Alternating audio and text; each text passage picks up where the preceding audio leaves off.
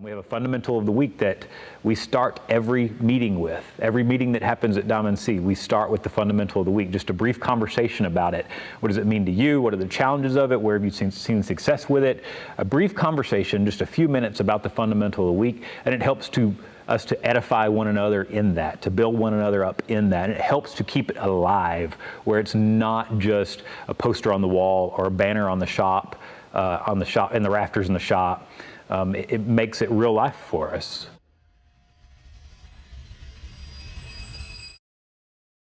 How's it going, everybody? My name is Brian Ibanez, and I'm part of the marketing team here at Diamond C. This week's fundamentals number 9, look ahead and anticipate. It says, maintain a vision for the future of your work. Solve problems before they happen by anticipating future needs and addressing them in advance.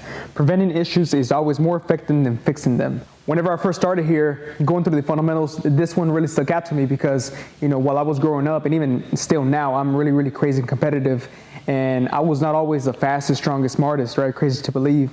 But I would always put myself in a position where I would not only be ready for the competition, but be one step ahead of the competition, right? So I feel like with these little tweaks that I would make, that would put me ahead and have the best chance possible to win or have the best outcome for me. So with that being said, for you guys, the viewers, my challenge to you guys is to look ahead at these next coming up weeks, months, years, whatever it is, whatever projects we have coming up, and ask yourself, how can I equip myself so I have that winning edge?